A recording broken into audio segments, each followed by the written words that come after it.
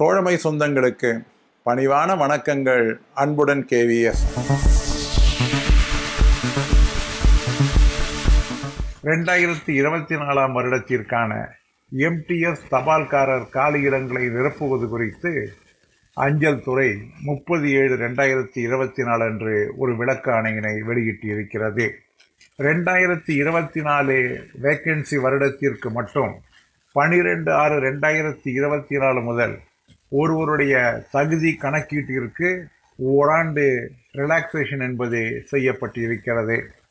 உதாரணமாக, ஒரு தபால்காரர் தேர்வு எழுத வேண்டும் என்றால் ஏற்கனவே 3 ஆண்டுகள் MTS சேவை வேண்டும் என்பது 2 ஆண்டுகளாக 1/1/2024 அன்று இருந்தால் போதும் என விதி தளர்த்தப்பட்டிருக்கிறது. அதே போன்று 5 ஆண்டு சேவை GDS கட்டாயம் என்கின்ற நிலையானது 4 வருடங்கள் இருந்தாலே அவர்கள் தபால்காரர் தேர்வு எழுதலாம் என விதி தளர்த்தப்பட்டிருக்கிறது.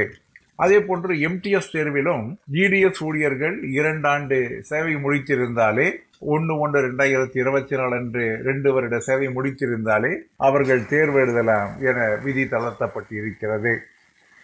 தெளிவான ஆணை வெளிவந்த போதிலும் பல மாநிலங்களிலிருந்து இதற்கான விளக்கங்களை கேட்டு வந்திருக்கின்றது. அந்த ரிலாக்ஸேஷன் ஆஃப் 1 இயர் என்பது MTS தேர்விற்கும் பொருந்துமா, அதே போன்று MTS தேர்வு எழுத GDS-னுடைய சர்வீஸை சேர்த்து அதில் கணக்கீட்டிற்கு வருமா என்றெல்லாம் கிளாரிஃபிகேஷன் கேட்கப்பட்டு இருக்கிறது.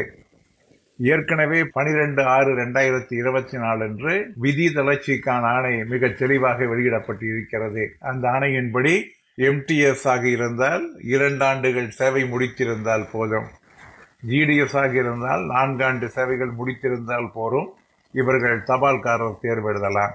MTS தேர்வை பொறுத்த அளவிற்கு GDS மட்டும்தான் தேர்வு எழுத முடியும். GDS 2 ஆண்டுகள், ஏற்கனவே இருக்கக்கூடிய 3 ஆண்டுகள் என்பது விதி தளர்த்தப்பட்டு 2 ஆண்டுகள் என கொள்ளப்பட்டு இருக்கிறது. அதே போன்று தபால்காரர் தேர்வு எழுதுவதற்கு GDS சேவை மற்றும் MTS இரண்டும் சேர்த்து 4 வருடங்கள் இருந்தால் போதும் என்பதும் மிக தெளிவாக சொல்லப்பட்டு இருக்கிறது. ஆகவே இதில் எந்த விதமான குளறுபடிகளும் இருக்க வாய்ப்பில்லை. ஏதேனும் மாநிலங்களிலே இது குறித்து சரியான நோட்டிஃபிகேஷன் வெளியிடப்படவில்லை என்றால் அது குறித்து திருத்தம் கொடுத்து இந்த கடைசி விண்ணப்பம் பெறக்கூடிய நாளை 1 வாரத்திற்கு நீடித்து இந்த தேர்வினை நடத்திடுமாறு 30/7/2024 அன்று அஞ்சல் துறை அறிவுறுத்தி இருக்கிறது. இதன் அடிப்படையிலே இன்று 1 வார கால அவகாசம் கொடுத்து விண்ணப்பங்கள் நீடிக்கப்பட்டிருக்கின்றன.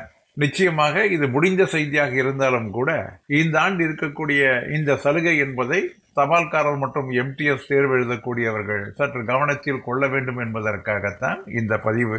என்ன நண்பர்களே, நிச்சயமாக இது உங்களுக்கு பயனளிக்கும் என்று நம்புகிறேன். மீண்டும் சந்திப்போம். அன்புடன் KVS.